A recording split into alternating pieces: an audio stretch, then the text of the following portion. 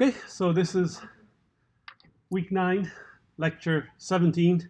We're into the final third of the module. It's come around very, very quickly. And today we're going to talk about software design patterns, and in particular we're going to talk about creational patterns. I just want to let you know that lecture 18 will also be a 1-hour lecture rather than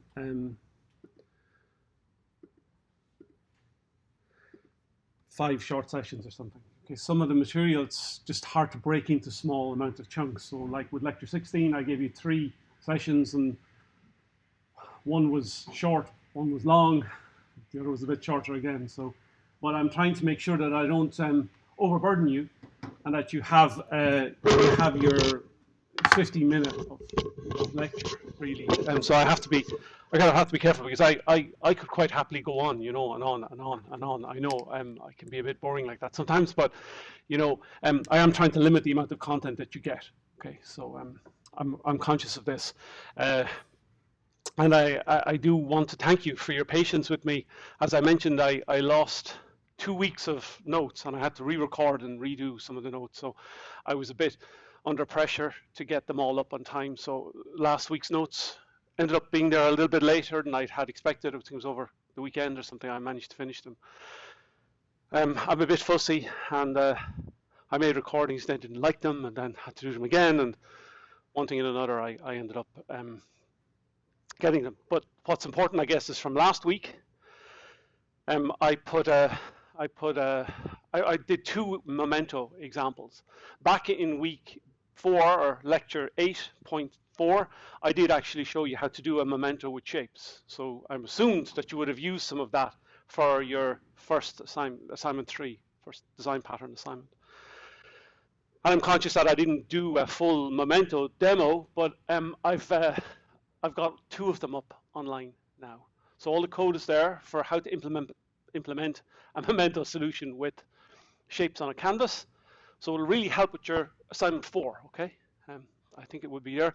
There are two demos, a simple one that kind of follows the notes, and then a more comprehensive, complex one that you should be able to use. So everybody should be able to have a look at that and get to assignment 4, you know? Everybody should be doing well in these assignments. You should be able to pick up the marks. There's lots of skeleton code that you can take and use, okay? So please use those code. It's there for you to use and take, and you can use any of my code, as I mentioned before. There's still a good lot of work to do, you know, and as I mentioned in the video that accompanies the lessons, they're not the best programs ever, okay? But the idea is that, you know, they're there to show you the progression from earlier programs that you might understand, and that's why they're written that particular way. If I was starting from scratch, I probably wouldn't do them that way, okay? And that's just something to bear in mind. The tutorial that's on today, we still don't know because of how recovered Benham is. So we may have that tutorial in Teams, or it may be in person, okay? Either ways, we'll record. The likelihood is that it will be on Teams. And if you can make it on Teams, great. If you can't, you'll be able to catch the recording.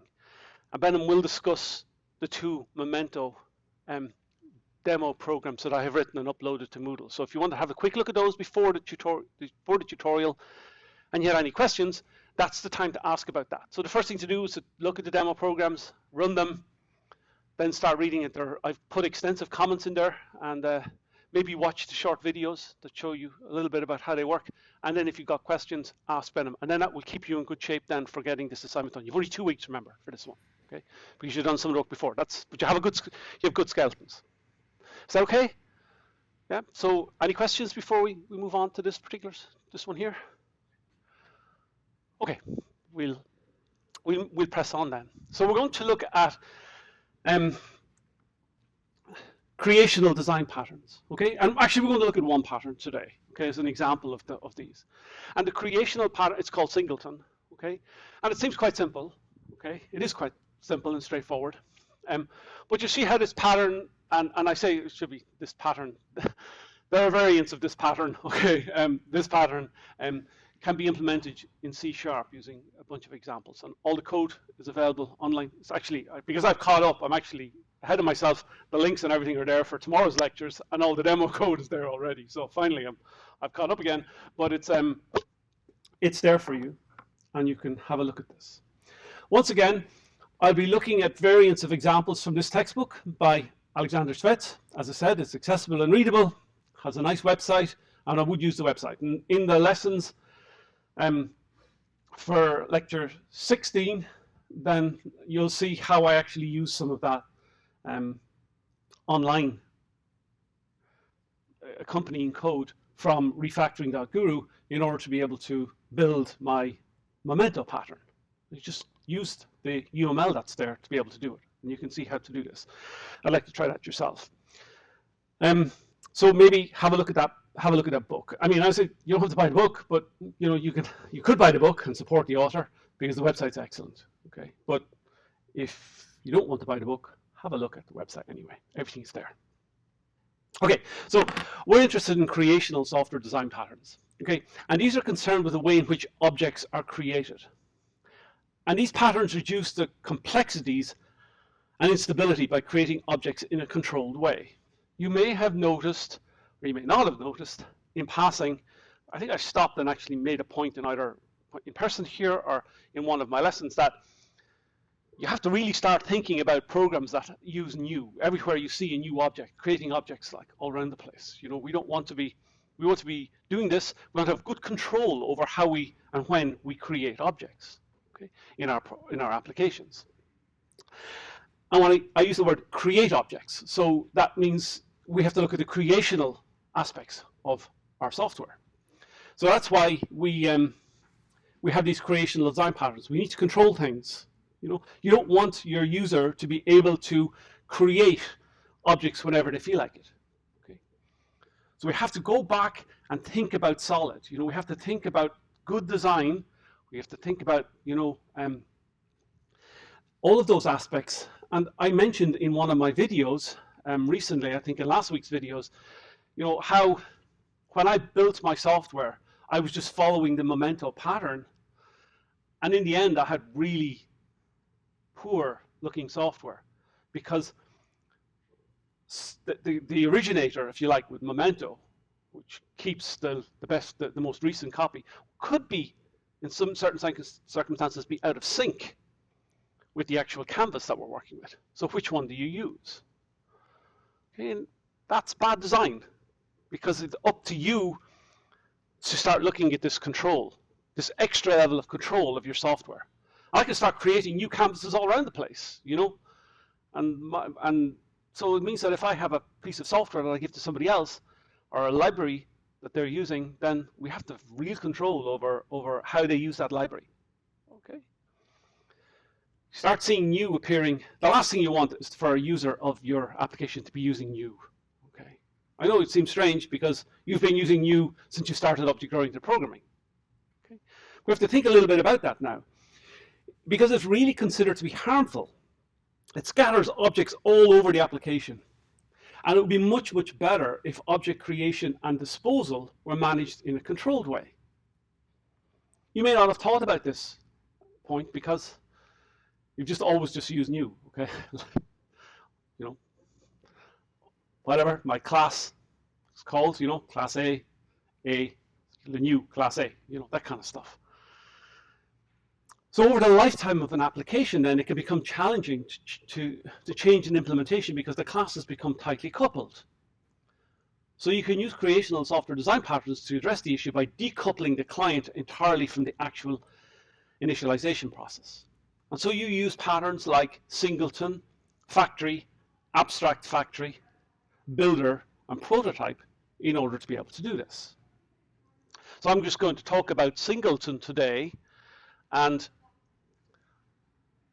in tomorrow's lecture, which is actually up online already, it discusses factory, abstract factory, and another one called factory method, which are three factory kind of creational software design patterns.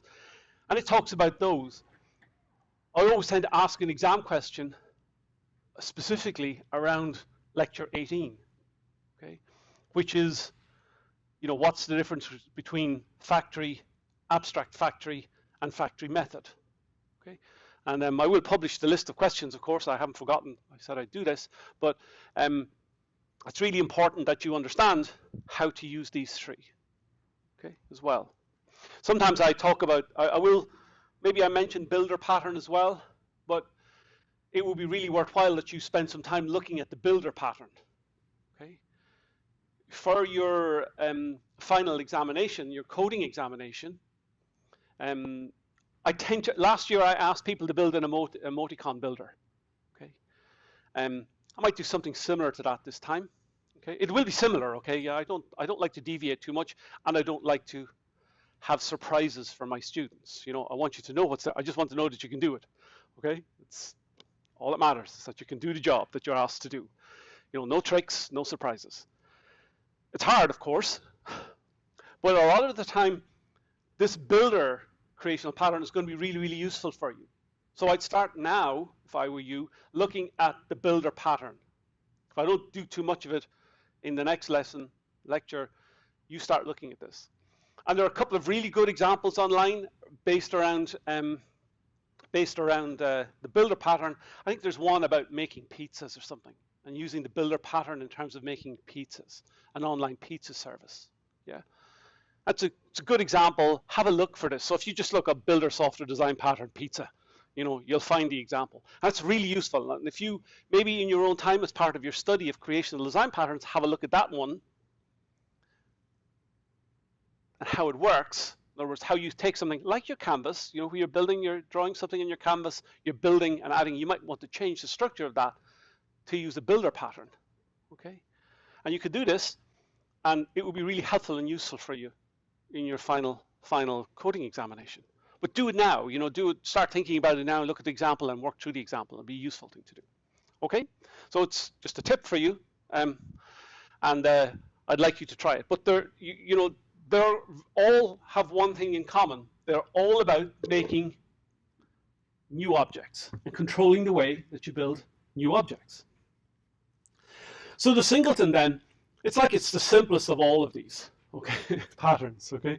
And it's used to monitor the initialization of objects of a particular class, ensuring that only one instance of the object exists throughout the whole lifetime of the application. And that could be executing in .NET application, or it could be in a Java app from your JVM, your Java Virtual Machine. So the Singleton also provides one unique global access point to an object, so that subsequent calls for the access point returns only that particular object. And the core purpose of the Singleton is to centralize management of internal or external resources and to provide a global point of access to the resources. So if you look at ASP.NET, HTTP context class is an example of a Singleton. We don't do web development with C#, but you know, that's okay. Singleton instance is created only when it's requested for the first time, and then you get access to the instance globally. Okay. Also, like all software design patterns, the use of Singleton has advantages and disadvantages. So I recommend that you research this for all of the patterns in preparation for the exam.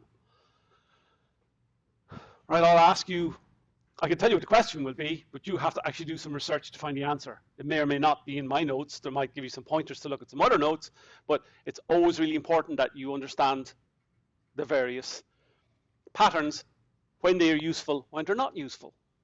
Okay, make some short notes. Start doing it now. Okay, prep for the examination. Passing the examination, you know, happened a long time ago. Okay, you're on your journey towards the pass and beyond, ages ago. Okay, but you can improve all that now by working now. So when I say to you, look at this, then you know you're going to get some kind of question on this. So start making your notes. You know, look at them, make your notes. Like, look at factory method, factory, an abstract factory. Look at the pros and cons and the benefits and things of these. Get some notes. Have a look at the online book. Have a look at another website. Google that question and look for some kind of answer. Okay. You have to be careful, of course, with multi-threaded environments, when multiple threads need to access the same resources to the same Singleton object. So a Singleton can be very hard to test.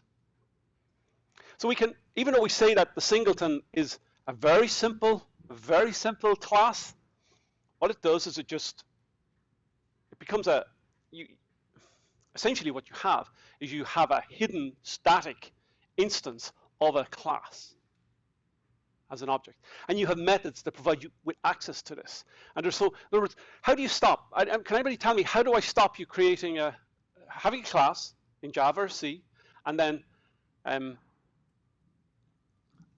disallowing you to be able to create an instance of that class? How do you provide access to a class, but you can't actually create an object of that class? Any idea how you might do that? Stick a hand up, yeah. Static allows you to provide access to something. So we use statics, absolutely do, in order to be able to get access to stuff with the class. That's a good starting point. But how do we stop how do we stop somebody actually creating an instance of a class? Sorry, you had a hand up there?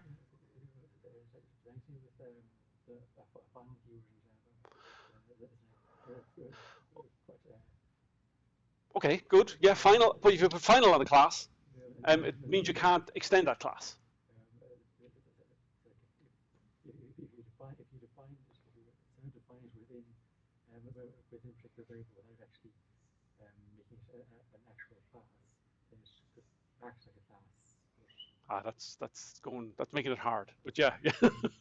think simple stuff. But you're right. But yeah, there are ways to do this. But we want to go for the simple options. Anybody else? If I have a class, very simple. If I have a class, how do I make sure I can't create an instance of that class? I know you might say, well, why would I want to not be able to do this? But that's the whole point. We want to do some control. Oh, there's never any chalk in this place. Oh, there is. So I have this class.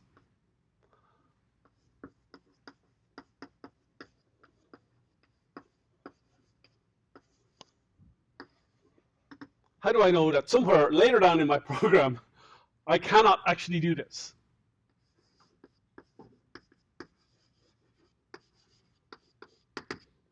Okay, so I can't do that. I can't have a public class A, that's my class definition, and I have little a is equal to new a, so that will flag an error. Any thoughts on this? This is like first year Java maybe, yeah? Any thoughts on this? Sorry, I'm not being pokey and saying that, it's a long time since you did your first year Java, okay? So what happens? Okay, so if you can't answer this question, okay, I often say to students, this is like an interview question, okay? So how do you tackle this? You don't just freeze, if you can at all. You say to yourself, what's going on? Well, okay, we need to, okay, I haven't given you all the information. We do need to make a change here to the public class A to stop so that this is happening.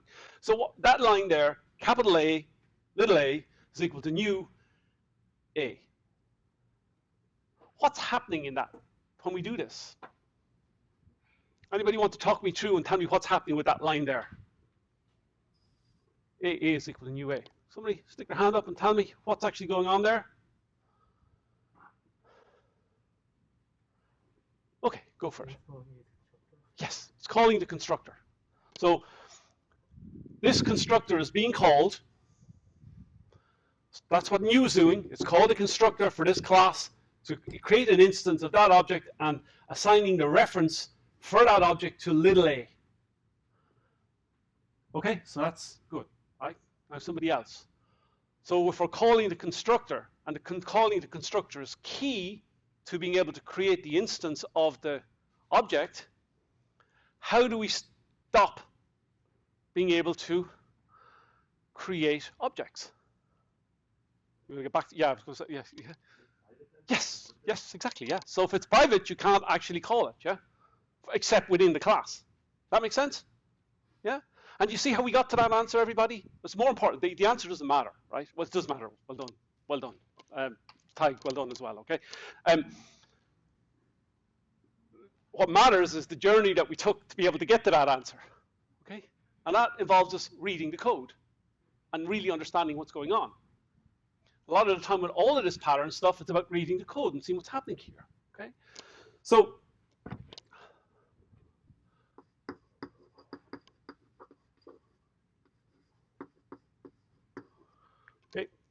this will fail. If I say private class, private, here's a constructor here, that will fail. We won't be able to create a constructor. See that, Jeff? This isn't some kind of, academic trick, okay? We're doing this for the purpose, because we want to be able to create it internally and then work from there, okay? Any questions? Always read the code, guys, okay? Always read the code.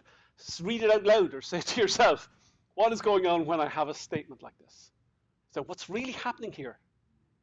That helps you to see, do I understand what's happening for a start, but it also helps you being able to get to the question. So if you're in a an interview situation where you've been asked the question, like coding interviews, where you're asked this question, take a breath, start, and talk through what's happening. Sometimes you'll get input from the interviewer or somebody as well who'll say, oh yeah, they're going about this the right way. They know what they're doing, they know what they're saying, so we'll be able to maybe help them along in their thinking. Okay, I talked about multi-threaded application here as well. And have any of you, do you know what multi-threaded applications are? Have you written any threaded applications in any of your other modules? Yeah? What module? Sorry, I see. Oh, okay, cool. So operating systems have to be multi-threaded. You've written the stuff, yeah? Have you used C# for this? C++? C, good old C, right? Java 2 is good too. Okay, so that's excellent. So you know about multi-threaded applications. Some of you may have not. You come from different classes, so some of you may and some of you may not. Okay, some multi-threaded. So a lot of the time that we've been looking at applications that have a beginning and an end, and they move to a particular destination of calls and methods and so forth. Everything executes in order until we get to the endpoint. Okay, with multi-threaded applications, lots of things run in parallel, different timings, and so forth. And it may be the case, for example, that if you have a class, and then you have this Singleton class that creates just one object, and you want to be able to, you might have a multi-threaded application where you have two threads, say, each trying to gain access to that Singleton, and one might be able to change something, and then the other might change it back, and timings are an issue. Yeah, so you have to be really careful. You have to lock and unlock and access, and you have to manage the access to this. Okay. So when we say something is not thread safe, it means that you all sometimes with all of your patterns, with your creational patterns, you have to think about thread safety. Now I know that we haven't really had a lot of time in this course to do all the fun stuff, okay, with C#. But this is a great tutorial, .NET Tutorials. I'd recommend it, and the link is here, .NET Tutorials / lessons multi-threaded in C#, or you can just search for multi-threading in C#. And it has a really, really good example of a simple application which does boring stuff, then it does a little bit less boring stuff, and then it gives you a different example where you have three methods to follow one after the other, and then it starts looking at threaded applications where all the threads run as individual or independent threads. Works through the example. This code I have checked, you can literally copy and paste and run this, and it works beautifully. And it gives you a really good sentence. And the code, the outputs are very similar here to what we have. I really like this, and it tells you pretty much everything you need to know to get going with multi-threaded. Okay, it's a useful go-to page, go-to example to have. Again, if you were going for a coding interview and you want to be able to say something about multi-threaded applications C#, I'd have a look at these and run them, and it's good. Okay, it's nice stuff. I was going to do this at some point when I had a little bit of time, but you can have a look yourself. Another really interesting article I found recently in a book on, an online journal or magazine on web dev, was how to do machine learning with C#. And it was literally a 2-page machine learning example of how to get going with C#. And it's being able to analyze reviews of movies using C#. And the programs are like 20 lines long, really nice to do. I'll dig that out and I'll give it to you, because it's just, it's nice to have something extra to know how to do with this. And machine learning is really cool these days, okay? So you want to be able to figure out the sentiment of somebody saying something about a movie or a review or a book or something, and then getting a sense of whether that was a positive review or a negative review, yeah? that kind of stuff. And you can do that really easily with C# and the libraries. You're talking maybe 20, 30 lines of code. It's nothing. But it would be nice for you to be able to have that sample program to know how to do this. So, you know, sometimes it's a good idea to just go beyond the course, okay? Have something else. Sometimes it's the thing that will make you different from the other person who's going to the interview, right, or the job, yeah? And it's also good for your general understanding. And you might want to write your own projects and do fun stuff too, okay? So maybe I'll send you a link to that as well. You can have a look. It's useful. But anyway, you're busy enough, I know, but it's always a good idea to be able to do that little bit different thing. Important, I know many of you are looking for interviews, but what's important, I guess, is that what you're doing will get you to the interview. You know, the courses and the material and everything, you know, what gets you the job is how you differ from the other people. Always. Yeah. So try to make yourself a little bit different. Be an expert in one thing, or something different. Okay, and that will help. Okay, so let's have a look at the patterns. So this particular pattern here, and there's a demo of this in the code, where we actually have this class called Singleton, and we have a private constructor, okay? And as you'd said already, this is key to this. We don't want to be able to create new objects of this example here. So it has a method called getInstance here. A getInstance, that serves as an alternative to the constructor, because you say, well, John, if you can't actually create a constructor, well, you can, but you can only create it internally in the class itself. You can't do it outside of that class. You have to have a way of getting the instance. And the whole point of this is to be able to have and get an instance. But we only want to be able to get one instance. There should be only one instance of this at any point, a single instance, hence the term singleton. So, so it lets clients access the same instance of the class over and over again. And that might be a resource, because you might be trying to access a database connection or something like this. You know, there's reasons why you might want to do this.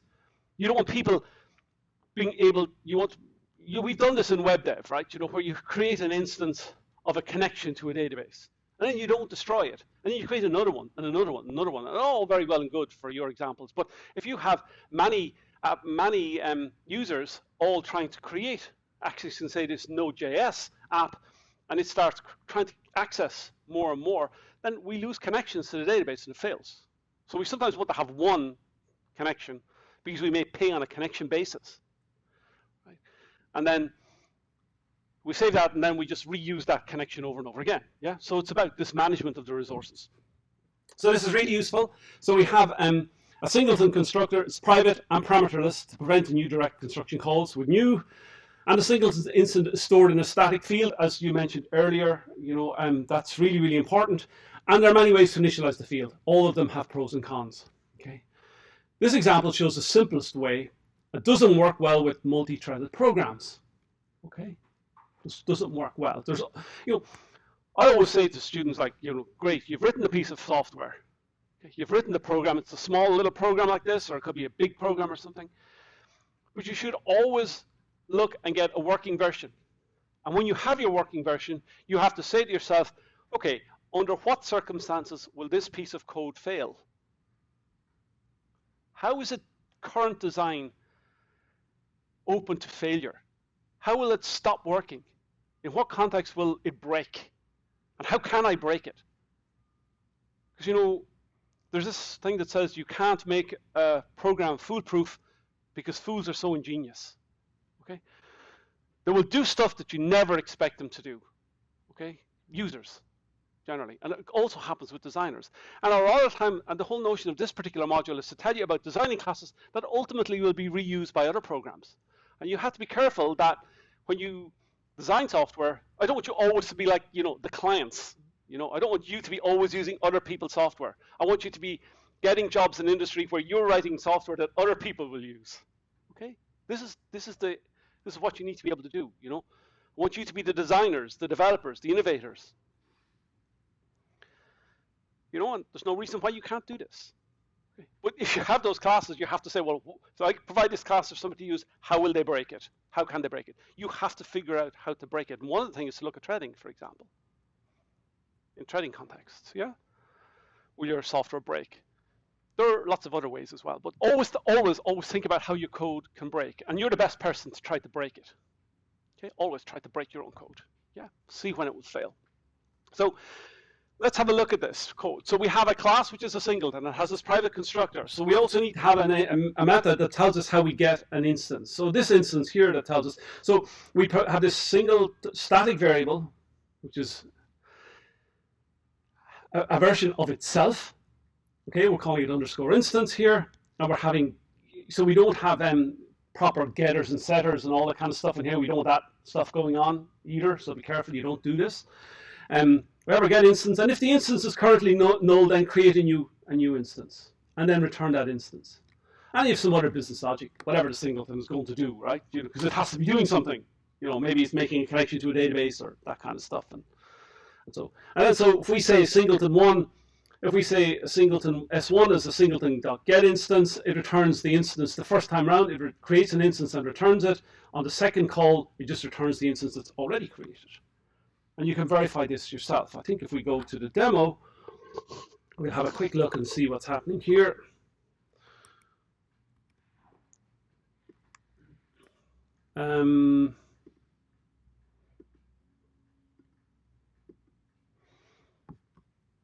We'll open this. Okay, so I'm using it and basing out an example from the refactoring guru. And I think I've probably overdone the notes here, right? But the notes for how the singleton will work and how it all works is included in this for you. So have a look at the program, read the notes, look at the demo, and it tells you every single. For one line of code, it's actually giving you 4 lines of comments. So I think you should have enough here to keep it going. This writes some information here, and now I actually have another one, which is a thread safe singleton. So it has all of them in here, where we have this mutex, this locking process, and I have a lazy singleton as well, which is a lazy thread safe singleton. So I've did 3 different examples of singletons here. Just a regular singleton. I have a thread safe one, and I have another lazy one, and that kind of stuff. So the examples are there. Have a look at them. They're all commented. Work through them and know the difference between them. Okay, so it's all fine. Okay. Have you any questions before I move? Yes. Protected is a keyword that allows you to have access to an instance member, a member of an instance that's accessible to all of the subclasses as well. You might want to make this final class. You might want to make your singleton final so that you can't actually subclass it as well. Okay, good question. Okay, but you wouldn't make it protected. It has to be private. Yeah, because otherwise it would be available to itself and also to any class or subclass, and then you could have singleton, and you could say have a class singleton, and you could have a class my singleton that inherits from singleton, and then be able to call the constructor as well, which you don't want to be able to do. Now the constructor would do nothing, but it still could do it. Okay, good question. Any other questions? Okay, we'll move on.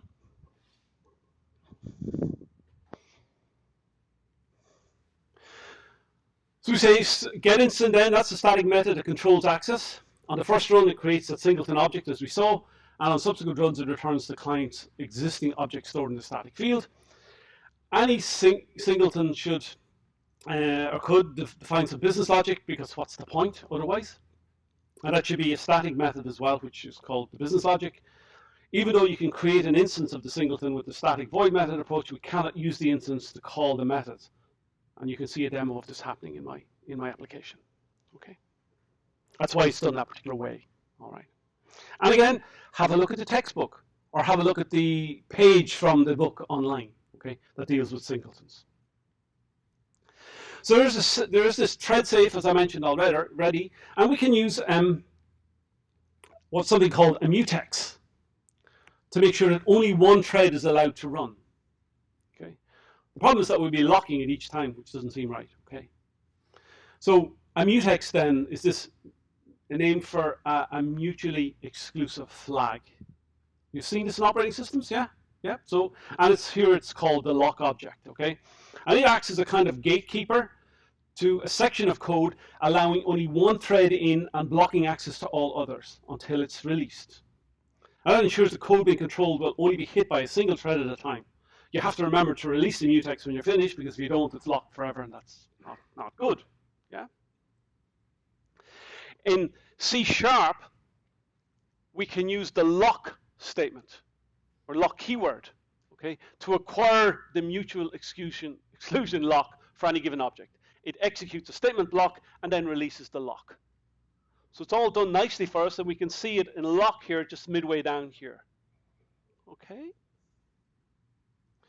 When the lock is held, the thread that holds the lock can acquire and release the lock, and all other threads are blocked from acquiring the lock, and they'll wait until the lock is released. Okay, so they're in a wait state. Okay. And this is generally how all multi-threaded stuff works. Okay. What did you do when you were using C? Did you have something similar in C? Yeah. Okay. So it's the same kind of thing. So those of you who aren't doing the operating systems module,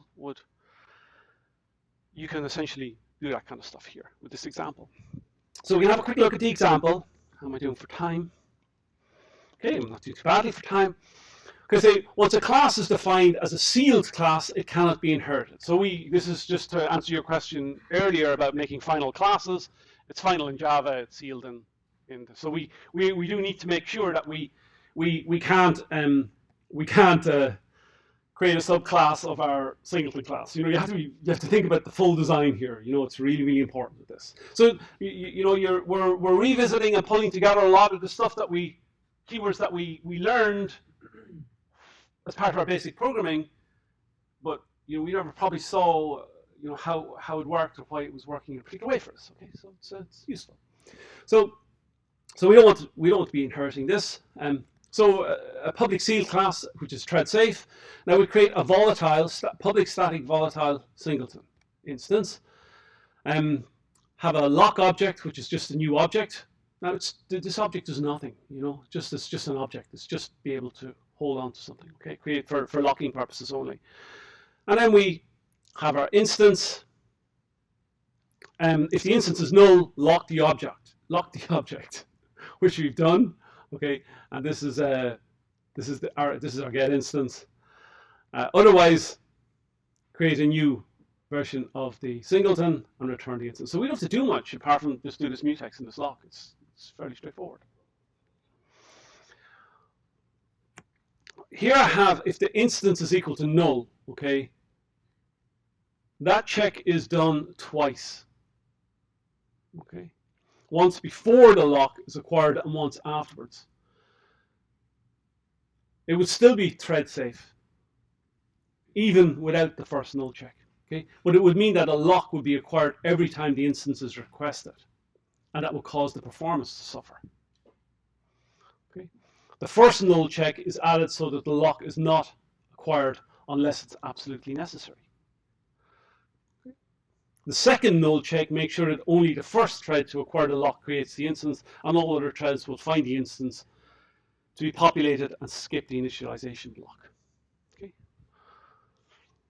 So it's an interesting question here. Okay.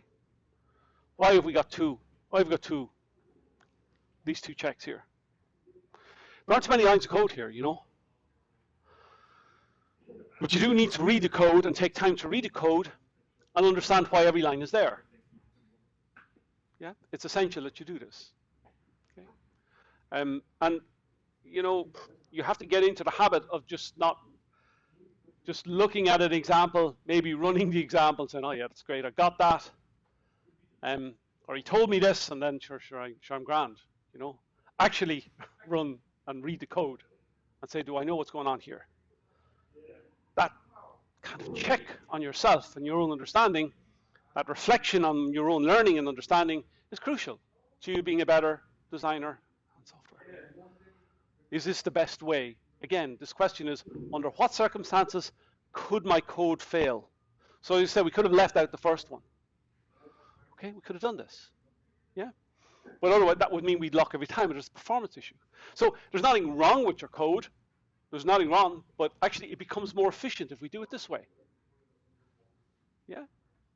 So it's not that there's anything wrong, it's just that your code becomes better. Yeah? You got that, yeah? Do you understand this? So, I mean, always look, I understand more than anybody the pressure that you're under. That's ordinarily, that's not without all the current stuff that's going on in the world, okay? I understand the pressure that's there to get assignments done, get them in, and move on to the next one. And like here I am thinking that you're only CS264 students when you're not. You've got all these other modules going on, everything else going on in your life as well. So, but at some point, you know, if you had a few minutes, just give yourself, you know, the time to really think about the piece of code that I've written. Okay? It will stand to you in the long term, okay? Really, really important that you do this at some point, okay? I know it's tough, okay? I know you don't have time, you just want to get on, get the marks, move on to the next job, and then, you know, have a life, all that kind of stuff. But please, you know, it's not a bad idea just to sit back and reflect on things every so often. Okay. So if you're to take away from this, I do want you to know about Singletons, but the bigger picture is going on here is that think about the code that you've written. Think about when it can break. Think about why it's done the way it is. Think about 1 lines of code and do I actually understand what's going on here? Think about how can I make a program better? Please do this. It will be really, really useful. Another thing you need to think about is that elegance. Okay? I look at you and I think, what a really elegant bunch of people here, you know, and then so it should make its way into its code, okay? Yeah? We're all interested in this, you know. We all like to look good and feel good and do the best and be the best we possibly can ourselves in life. But your code should be like this too, okay? Let the code reflect how you feel about things, okay? And sometimes it's overlooked. And I have a real thing about this, you know. I think that if there's 2 ways to do something, I always like to see the elegant way, okay? Make it look good. Nothing wrong with making your code look great, okay? And so when everything is done and you know it's the most efficient it can possibly be, say, how do I make it look good now? All right? Nothing wrong with that at all, okay? So here's an implementation of a statically initialized one, and it's thread safe because in this case the instance object is initialized using the static constructor. Okay. And this ensures that all static constructors are executed thread safe. And CLR refers to Common Language Runtime, which is the virtual machine component of Microsoft.NET framework. It manages the execution of the .NET programs, and it's pretty much the same as the JVM. When you do your .NET run, it's issuing the CLR, okay? We know how the CLR works. Your JVM is embedded in your Java, yeah? You've done all this stuff, right, with Java, yeah? So I ask you, what's happening? Javac will create your Java object code, and JVM is run. Java will create the JVM, and it runs, and JVM handles all the objects creation, management, all that stuff. So this mutating instance is not a thread-safe operation, therefore the read-only attribute guarantees immutability after initialization. This is nice. Okay, looks great. Nothing wrong with having code that looks great. It's not only does it look great, it's very readable, it's very clear. There are fewer lines of code, there are fewer statements, fewer chances for errors creeping in. Aim for elegance at all times. Start small, you work big, eventually, okay? So please think about this, okay? Think about this, it's really, really important, you know? Because you sometimes say, I look at somebody and say, you know, so I've had many students over the year, you know, I've been teaching for over 30 years, guys, you know, like I'm looking at code all the time and I think, yeah, this person's code is beautiful. It's a pleasure to read. And you do, you know, and it really is, it's nice. It can be a thing of beauty as well. But also can be elegance, mean that, you know, fewer errors. Okay, nothing wrong with that. Simple, always think simple. Opt for the single option. We have something called a lazy initialization, which is another pattern. That's a technique that defers the creation of an object until the first time it's needed. So initialization of the object only happens on demand. Lazy. And I figure it's a little bit about, you know, you probably don't, you won't remember stuff because you weren't around. Like, you know, that's not a criticism, but there was a Perl programming language that was invented by Larry Wall, and you know, he always talked about some of the positive attributes of programmers were laziness. You know, hubris was another, lazy was another. You know, and he was virtuously lazy in a way. Okay, you know. So I always remember this when I look at these kind of things, and it's really useful to have. And so you take advantage of lazy initialization, you can improve an application's performance by avoiding unnecessary computation and memory consumption. So you're probably getting the point that this lecture isn't just about design patterns, it's about you. It's about you as developers and your approach and how you think about these things. Okay? So if you write your custom code to implement lazy initialization, and you'll see that in some of the Singleton implementations, Microsoft recommends using the lazy T class instead. And lazy T in the system namespace in C# was introduced as part of .NET 4, and it provides a thread-safe way to implement lazy initialization. So when you use lazy T class, you need to specify the type of the object you intend to lazily create in the argument, and lazy T initialization is when you have a lazy T.value property. Okay? And this is a nice way of actually doing something like this. So if you have two classes, say you have an author and a blog.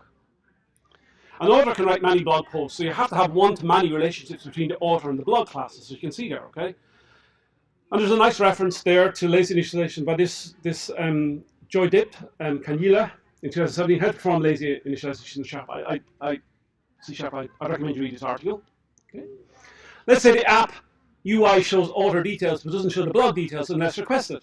It's better to have a lazy initialization happening here, and the list blog is a generic connection being used by the author in the code, and it would be a better design to use the lazy class T here. Okay. Okay. Then for storing the blog, use a list T, because you still need a concrete class structure in order for this to work. And if you return it from a property or require it as an argument, always consider using iList, because iList allows you to index a list. It's nice, you know, they work as well. It's very generic. More types that you pass to the argument, and it allows more types to return than just the list T. List is a class that represents a list of objects, which can be accessed by index, while iList is an interface that represents a collection of objects that can be accessed by an index. There's a slight difference, you need to know the difference of them. You'll see me using both in my examples and demos. I might say iList T, so the new list T. And again, we have there's also then a lazy thread-safe singleton, which is even better again. And again, this is useful, and I think, you know, it would be worthwhile having a look at this one yourself as well. I think there should be a demo there, like in a program. A lot to take in at once, even for something that's simple as a singleton. But we've seen that lazy initialization is a performance optimization technique, and that allows deferring the initialization until they actually need to do the work. And we can take advantage of this by improving our performance of our singleton design pattern by having a delegate to the constructor which calls the lazy singleton constructor, and that's done using a lambda expression, which we know about. So we went from like, you know, here's a nice simple class, to start talking about thread safe, lazy optimization, lazy singletons, lambda expression. So it's pulling together all the stuff that you have. So all we're trying to do is the exact same thing over and over again, but we want to look at better ways to do this. And this is about reflection and looking at your code and saying, how do I do this? How do I make it better? How do I make it better? How do I make it accurate? How do I make it more efficient? You know, and really that's nice to get to that point. As I said, you could see a real-world application where the difference between using the first, which is a simple lock, and using one of the later, faster solutions actually makes a difference. But actually, the main idea here is to talk about the design, okay? Because we haven't looked at the business logic here. We haven't said what it does, okay? Because there are efficiencies around that as well. And the business logic may require you to be actually doing some other stuff in here and use other patterns. But this is about talking about design, and it's also talking about you as designers. You know, you could always get to the point. At some point, I'd like you to sit back and think about the code that you've written. Say, is this the best piece of code I have? You know, am I being the best programmer I can be here? Okay? It's really important you think about this stuff. So here then, you can, I'm not going to give you this, but you can look at the advantages and the disadvantages by having a look at this slide afterwards. And you can have a look in the book, and you'll see that it's quite simple UML pattern. And we need these for everything. Okay? we need to think about solid and look at the singular responsibility principle, and you need to have an issue around this, okay? So a disadvantage is it violates SRP. So you have to think about, is this a good design? Okay, so I'm going to finish now, and I'll give you some real-world example that you can have a look at the side yourself and work through it. So thanks for that. Sorry for keeping you a little bit later, but it's all there, okay? Have a good day. Thank you.